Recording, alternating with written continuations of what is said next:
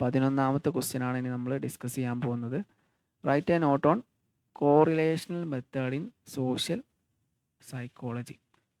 അത് നമ്മൾ correlation method നമ്മൾ നേരത്തെ തൊട്ട് മുകളിൽ പഠിച്ചതാണ്. Correlation, positive correlation, negative correlation എന്നൊക്കെ പറഞ്ഞ് പഠിച്ചതാണ്. സ്റ്റാറ്റിയിലും സെയിം സാധനം പഠിച്ചിട്ടുണ്ട്.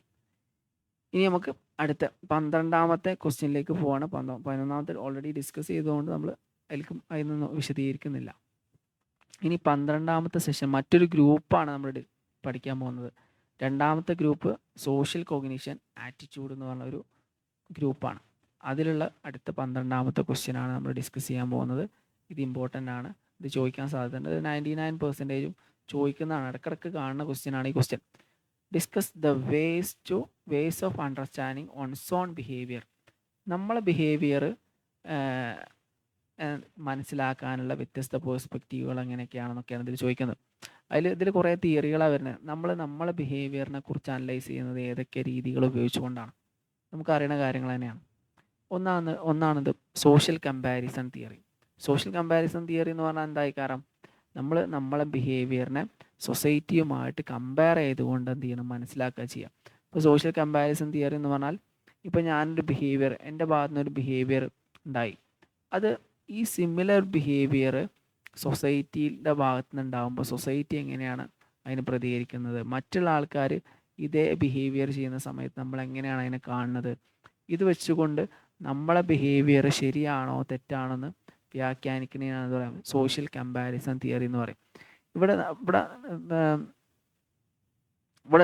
രണ്ടാമതാണത് self perception theory. Self perception theory മറ്റൊരു പ്രധാനപ്പെട്ട തിയറിയാണ്.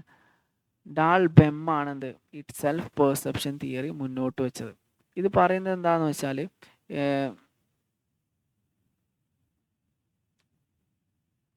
മറ്റുള്ള ആൾക്കാരെ ഒബ്സർവ് ചെയ്തുകൊണ്ട് മറ്റുള്ള ചുറ്റുപാടുള്ള ആൾക്കാരെ ഒബ്സർവ് ചെയ്തുകൊണ്ട് നമ്മളെ ഇമോഷനെയും തോട്ട്സിനെയും ഇൻറ്റേർണൽ സ്റ്റേറ്റിനെയും മനസ്സിലാക്കിയെടുക്കാൻ ആൾക്കാർക്ക് കഴിയുന്നുണ്ട്. Theory claims that individuals come to know their own attitude, emotions, internal state by inferring them from observation of their own behavior. Okay, അപ്പോൾ അതായത് ചുറ്റുപാടുമുള്ള കാര്യങ്ങൾ നിരീക്ഷിച്ചുകൊണ്ട് നമ്മളെ സർക്കംസ്റ്റാൻസസ്, നമ്മളെ സാഹചര്യം, ഇതിനെ വെച്ചുകൊണ്ട് നമ്മളെ ആറ്റിറ്റ്യൂഡ്, നമ്മളെ ഇമോഷൻസ്, നമ്മളെ ഇൻറ്റേർണൽ സ്റ്റേറ്റ് ഒബ്സർവ് ചെയ്യണതിനാണ് എന്ത് പറയാം, സെൽഫ് പെർസെപ്ഷൻ തിയറി എന്ന് പറയുന്നത്. ഇത് ഇവിടെ നമ്മൾ എന്ത് ചെയ്യുന്നുണ്ട്, നമ്മളെ ബിഹേവിയറിനെ നമ്മളൊരു ഒബ്സർവർ ആയിക്കൊണ്ടാണ് നിരീക്ഷിക്കുന്നത്. നമ്മളെ ചിന്ത, നമ്മളെ തോട്ട്സ്, ഫീലിങ്സ് പുറമേ നിന്നുകൊണ്ട് ഇൻട്രോസ്പെക്ഷൻ എന്നൊക്കെ പറയും. പുറമേ നിന്നുകൊണ്ട് നമ്മളെ തന്നെ നിരീക്ഷിക്കുക എന്നിട്ട് അതിനെന്ത് ചെയ്യാണ്, ഇൻ്റർപ്രറ്റ് ചെയ്യാം. ഓക്കെ, ഇതൊക്കെയാണ് ഇതിൽ വരുന്നത്. പിന്നെ അടുത്തതാണ് ആട്രിബ്യൂഷൻ തിയറി. ആട്രിബ്യൂഷൻ തിയറി എന്ന് പറഞ്ഞാൽ മൂന്നാമത്തെ പ്രധാനപ്പെട്ട ഒരു തിയറിയാണ്. നമ്മളെ ബിഹേവിയറിനെ എങ്ങനെ ഇൻ്റർപ്രറ്റ് ചെയ്യുന്നു. ഇപ്പോൾ നമ്മൾ ഒരു കാര്യം, ഒരു സോഷ്യൽ സിറ്റുവേഷൻ, നമ്മൾ ഒരു സക്സസ് ഉണ്ടായി, ഒരു കാരണം ഉണ്ടായി എന്ന് കരുതാം. ഇപ്പോൾ ഒരു വിജയം സംഭവിച്ചു അല്ലെങ്കിൽ പരാജയം സംഭവിച്ചു. ഇപ്പോൾ ഞാൻ പരീക്ഷയിൽ തോറ്റു എന്ന് കരുതാം. പരീക്ഷ തോറ്റു കഴിഞ്ഞാൽ ഞാൻ അതിനെ കാരണമായിട്ട് എന്തിനെ കണക്കാക്കുന്നു? ഓരോ സംഭവങ്ങളുടെയും കാരണം എന്തായിട്ടാണ് നമ്മൾ കാണുന്നത്. അതിനാണ് ആട്രിബ്യൂഷൻ തിയറി എന്ന് പറയുന്നത്. ഇപ്പോൾ ഉദാഹരണം പറയുകയാണെങ്കിൽ, ഇപ്പോൾ രണ്ട് തരത്തിലുള്ള കാരണങ്ങളുണ്ട്. ഇപ്പോൾ നമ്മൾ ഇൻറ്റേർണൽ കാരണങ്ങൾ, എക്സ്റ്റേണൽ കാരണങ്ങൾ, അതിനെക്കുറിച്ച് നമുക്ക് അടുത്ത ക്വസ്റ്റ്യനിൽ ഡിസ്കസ് ചെയ്യാം. ആട്രിബ്യൂഷൻ തിയറി തന്നെയാണ് അതിലും വരുന്നത്. അപ്പം ഇത് പറയുന്നത് എന്താണെന്ന് വെച്ചാൽ ഇത്രയേ ഉള്ളൂ. നമ്മളെ ചുറ്റുപാട് നടക്കുന്ന നമ്മൾ ബിഹേവിയർ ഉണ്ടല്ലോ, എന്തെങ്കിലും സംഭവങ്ങളോ ബിഹേവിയറോ, അതിന് കാരണം കണ്ടെത്തുന്നതിന് വേണ്ടിയിട്ടാണ് ഈ ആട്രിബ്യൂഷൻ തിയറി ഉപയോഗിക്കുന്നത്. അതിനെക്കുറിച്ച് നമുക്ക് 12ാമത്തെ ക്വസ്റ്റ്യനിൽ നോക്കാം. ഓക്കെ, അടുത്ത 12ാമത്തെ ക്വസ്റ്റ്യൻ ഒരു ക്വസ്റ്റ്യൻ എക്സ്പ്ലനേഷൻ ആയിട്ടും ഡീറ്റെയിൽ ആയിട്ടുള്ള ഡിസ്കഷൻ ആയിട്ടും തന്നെ കാരണം അടുത്ത ക്വസ്റ്റ്യനും വരാം. 12ാമത്തെ ക്വസ്റ്റ്യൻ ആട്രിബ്യൂഷൻ തിയറി. നമ്മൾ എന്താ പറഞ്ഞത്, നേരത്തെ തൊട്ട് മുകളിൽ എന്താ പറഞ്ഞത്, ഇപ്പോൾ നമ്മളെ ചുറ്റുമുള്ള events, how people interpret events and how these interpretation relate to their thinking and behaviour. ഒരു സംഭവം, ഒരു കാര്യം നമ്മളെ മുമ്പിൽ ഉണ്ടായിക്കഴിഞ്ഞാൽ, ഒരു സംഭവം ഉണ്ടായിക്കഴിഞ്ഞാൽ അതിനെങ്ങനെയാണ് നമ്മൾ ഇൻ്റർപ്രറ്റ് ചെയ്യുന്നത്, അതാണ് ആട്രിബ്യൂഷൻ തിയറി പറയുന്നത്. ഓക്കെ, അതിൽ പ്രധാനമായിട്ടും നമ്മൾ നോക്കുന്നത് ഇപ്പോൾ രണ്ട് തരത്തിലുള്ള ഘടകങ്ങളാണ്. ഒന്ന് ഇൻറ്റേർണൽ ആയിട്ടുള്ള കാരണങ്ങൾ, രണ്ടാമത് എക്സ്റ്റേണൽ ആയിട്ടുള്ള കാരണങ്ങൾ. ഇപ്പം നമ്മളെക്കുറിച്ച് പറയുന്ന സമയത്ത് ഇപ്പോൾ ഞാൻ ഒരു സക്സസ്ഫുള്ളായിട്ട് ഞാൻ എന്താണ് നന്നായി എക്സാമിന് അത്യാവശ്യം മാർക്ക് വാങ്ങി. അപ്പോൾ അതിനെ നമ്മൾ ഡിഫൈൻ ചെയ്യുക ചിലപ്പോൾ എന്തെങ്കിലും നമ്മൾ ഇൻറ്റേർണൽ ആയിട്ടുള്ള എൻ്റെ കഴിവ് കൊണ്ട് എൻ്റെ സ്വഭാവം എങ്ങനെയാണ്, എൻ്റെ പേഴ്സണാലിറ്റി എങ്ങനെയാണ്. അപ്പോൾ നമ്മൾ ഇൻറ്റേർണലായിട്ട് ചിലപ്പോൾ എന്ത് ചെയ്യും, അതിന് കാരണം കണ്ടെത്താം. നമ്മൾ പരാജയപ്പെട്ടു എന്ന് എഴുതാം. പരാജയപ്പെടുന്ന സമയത്ത് ചിലപ്പോൾ നമ്മൾ എന്ത് ചെയ്യും, എക്സ്റ്റേണൽ ആയിട്ടുള്ള കാരണങ്ങൾ, അത് അന്ന് സമയം കിട്ടാത്തത് കൊണ്ടാണ്, അന്ന് ടീച്ചർ മോശമായതുകൊണ്ടാണ്, അന്ന് നമുക്ക് നോട്ട്സ് കിട്ടാത്തത് കൊണ്ടാണ് എന്നൊക്കെ പറഞ്ഞിട്ട് എന്ത് ചെയ്യാൻ പറ്റും, എക്സ്റ്റേണൽ കാരണങ്ങളും നമ്മൾ എന്ത് ചെയ്യും, ഡിഫൈൻ ചെയ്യും. ഇവിടെ എത്ര ഉദ്ദേശിക്കുന്നുള്ളൂ, ഒരു സംഭവത്തിൻ്റെ കാരണം എങ്ങനെയാണ് എന്ന് നമ്മൾ മനസ്സിലാക്കുന്നതിനെയാണ് എന്ത് പറയാം, ആട്രിബ്യൂഷൻ തിയറി എന്ന് പറയാം. അത് രണ്ട് കാരണങ്ങളുണ്ടായിരിക്കും. ഒന്ന് ഇൻറ്റേർണൽ കാരണങ്ങളുണ്ടായിരിക്കും, എക്സ്റ്റേണൽ കാരണങ്ങളുണ്ടായിരിക്കും.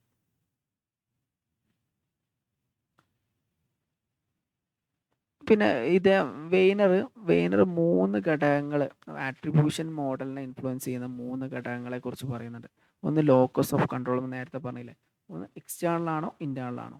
ഒരു സംഭവം നടന്നു, അപ്പോൾ അതിനെ വ്യാഖ്യാനിക്കുകയാണ്.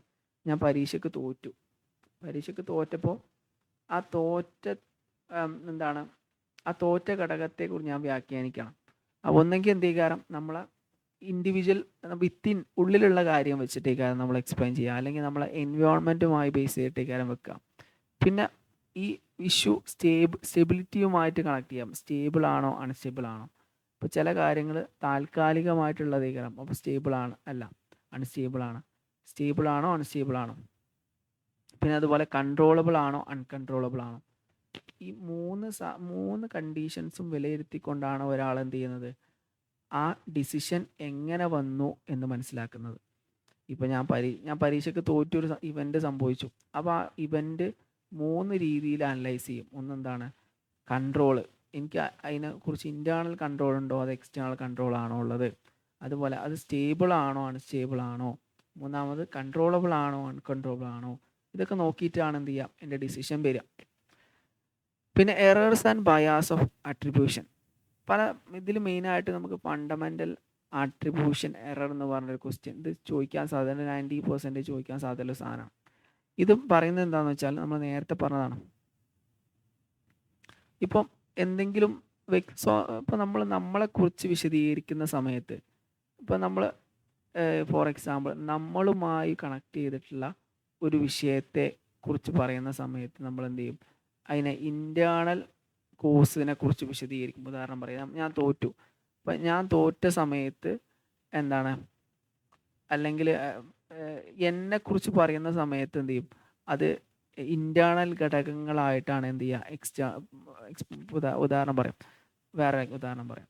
ഇപ്പം ഞാൻ എന്ത് ചെയ്തു, ഞാനൊരു സെയിൽസ്മാനാണ് ഒരു സ്ഥാപനത്തിൽ. ഞാൻ 10 പ്രൊഡക്റ്റ് വിറ്റു.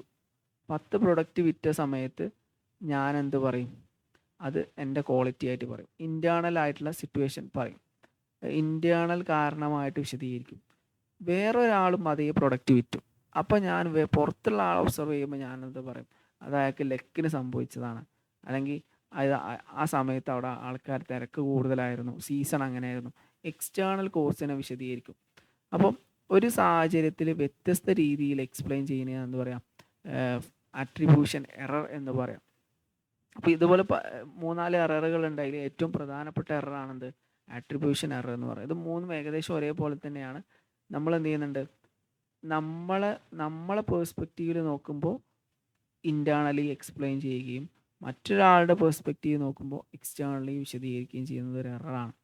പിന്നെ അതുപോലെ മറ്റൊരു എററാണെന്ത്, ആക്ടർ ഒബ്സർവേഷൻ എറർ. ഇതും ഇതുപോലെ തന്നെ ആക്ട് ചെയ്യുന്ന ആളെ എററും, ഒരാൾ പ്രവർത്തിക്കുന്ന ആളാണെങ്കിൽ അയാൾ ഡിഫൈൻ ചെയ്യുന്ന വ്യത്യസ്ത രീതിയിലായിരിക്കും. നമ്മൾ വേറൊരാൾ പ്രവർത്തിക്കുന്നത് ഒബ്സർവ് ചെയ്യുകയാണെങ്കിൽ നമ്മൾ ഇൻറ്റേർണൽ എക്സ്റ്റേണൽ വ്യത്യാസം വരികയും ചെയ്യുന്നത് നേരത്തെ പറഞ്ഞ സാധനം തന്നെ. പിന്നെ സെൽഫ് സെർവിങ് ഇമേജ്. ഇപ്പോൾ സെൽഫ് സെർവിങ് ഇമേജ് എന്ന് പറഞ്ഞാൽ എപ്പോഴും നമ്മൾ എന്ത് ചെയ്യും, ഒരു പോസിറ്റീവ് ഇമേജ് ഡെവലപ്പ് ചെയ്യാൻ ശ്രമിക്കും. ഉദാഹരണമായിട്ട് നമ്മൾ ഒരു സൊസൈറ്റിയിൽ ജീവിക്കാൻ കരുതാം.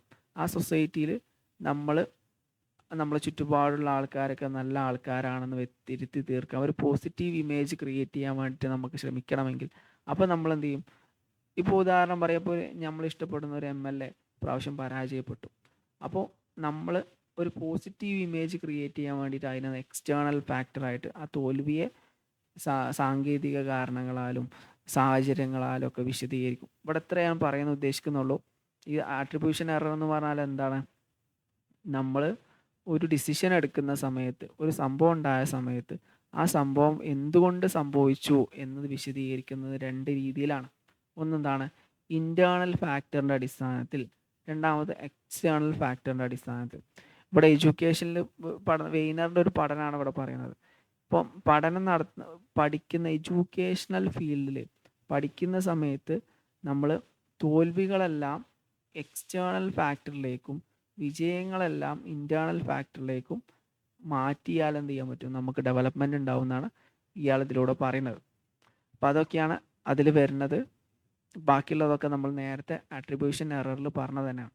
പിന്നെ 13ാമത്തെ ക്വസ്റ്റ്യനും സെയിം തന്നെയാണ്, ആട്രിബ്യൂഷൻ എററിനെ കുറിച്ചാണ് പറയുന്നത്. ഇനി 14ാമത്തെ ബെമ്മിൻ്റെ സെൽഫ് പെർസെപ്ഷൻ തിയറി, ഡാൽ ബെമ്മിൻ്റെ സെൽഫ് പെർസെപ്ഷൻ തിയറി എന്ന് പറഞ്ഞാൽ എന്താണെന്ന് നമുക്ക് നോക്കാം.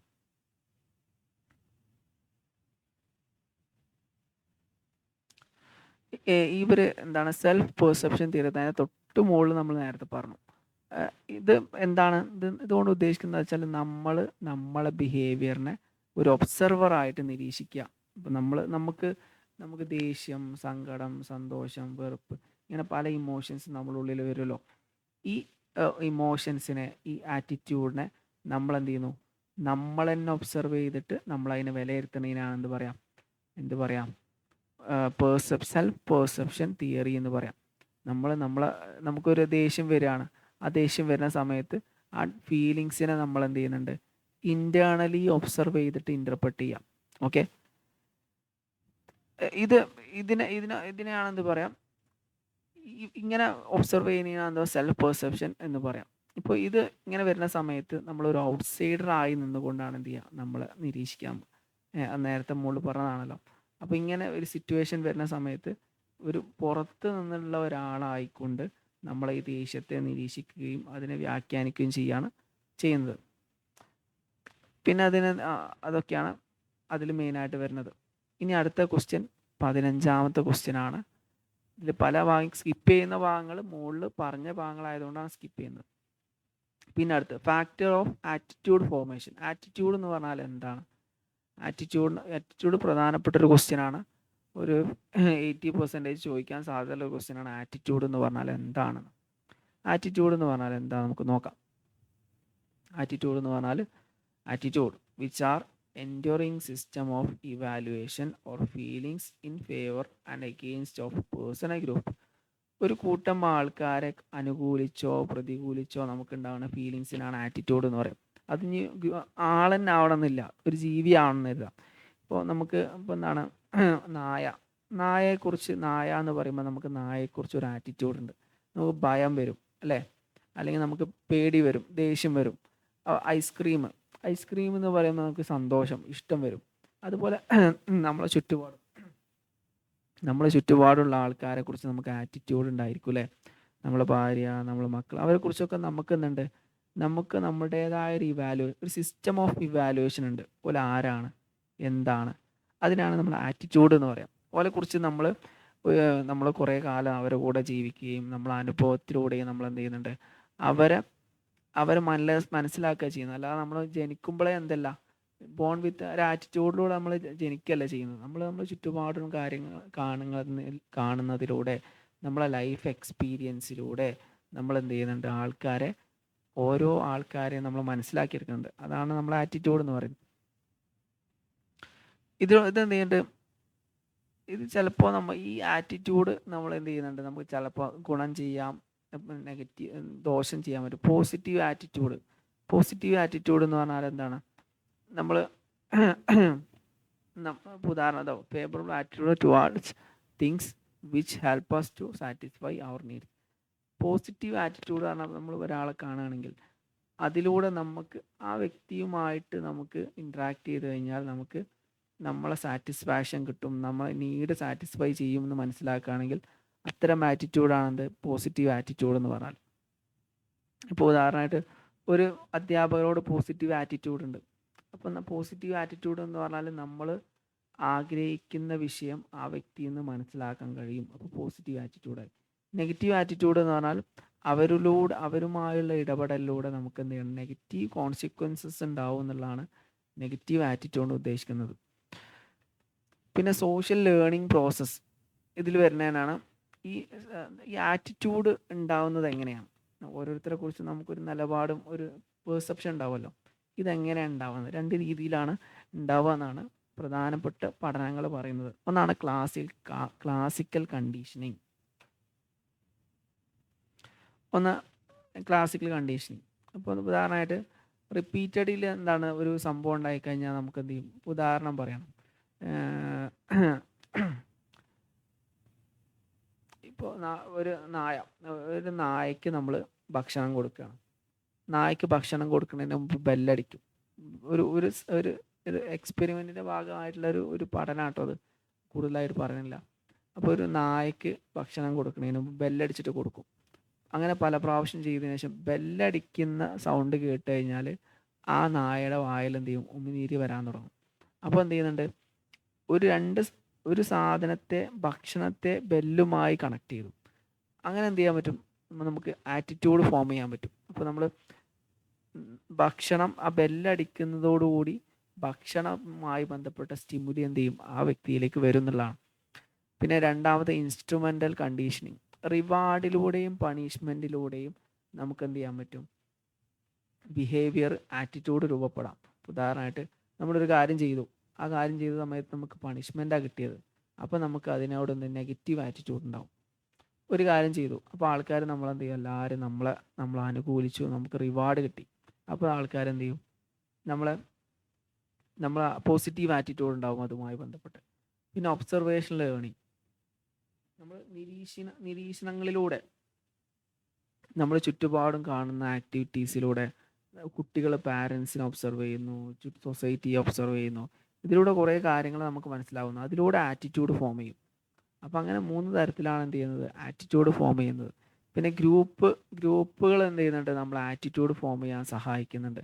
പലതരത്തിലുള്ള ഗ്രൂപ്പുകളുണ്ട്. ഫാമിലി, പിയർ ഗ്രൂപ്പ്, അതുപോലെ തന്നെ secondary group, reference group. Reference group പറഞ്ഞാൽ ഭാവിയിൽ നമ്മൾ ആരാണോ ആവാൻ ആഗ്രഹിക്കുന്നത്, ഏത് ഗ്രൂപ്പിലേക്കാണോ നമ്മൾ ആവാൻ ആഗ്രഹിക്കുന്നത്, ആ ഗ്രൂപ്പിനെയാണ് റെഫറൻസ് ഗ്രൂപ്പ് എന്ന് പറയാം. ആ ഗ്രൂപ്പ് കൾച്ചറൽ ഫാക്ടേഴ്സ് നമ്മളെ ആറ്റിറ്റ്യൂഡിനെ എന്ത് ചെയ്യും, സ്വാധീനിക്കും.